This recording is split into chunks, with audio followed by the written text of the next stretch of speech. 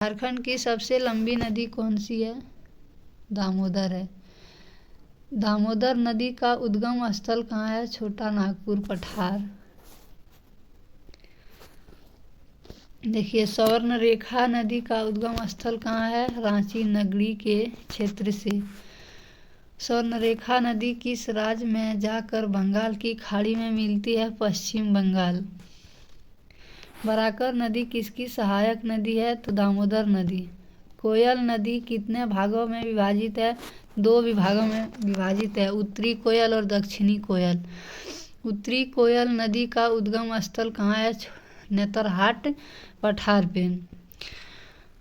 8 number question देखिए, दक्षिण कोयल नदी का कहाँ मिलती है? ब्राह्मणी नदी में। ब्राह्मणी नदी किस राज्य में बहती है? झारखंड उड़ीसा में। 10 नंबर, खरकाई नदी किसकी सहायक नदी है? तो स्वर्णरेखा नदी। संजय नदी किस जिले से बहती है? पाकुड़ जिले से। संजय नदी किस जिले से बहती है? पाकुड़ जिले से। मयूराक्षी नदी का उद्गम स्थल कहाँ है? त्रिकुट पर्वत देवघर से। मयूराक्षी नदी किस राज्य में जाकर मिलती है? पश्चिम बंगाल में। अजय नदी का उद्गम स्थल कहाँ है? छोटा नागपुर पठार। दामोदर नदी को किस नाम से जाना जाता है? शोक नदी से।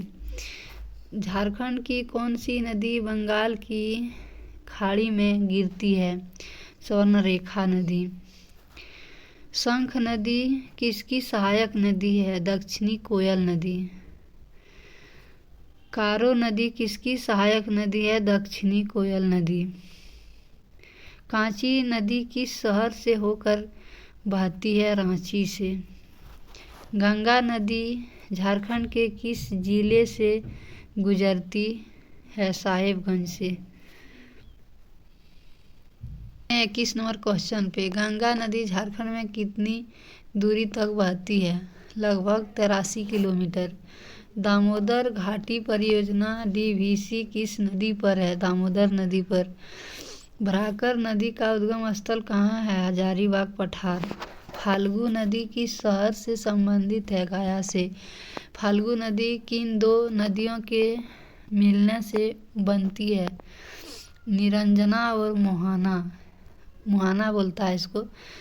अजय नदी किसकी सहायक नदी है? गंगा नदी। लीलाजन नदी किस नदी का दूसरा नाम है? निरंजना नदी।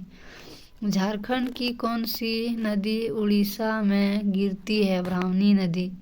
संजय नदी किसकी सहायक नदी है? मयूराक्षी नदी।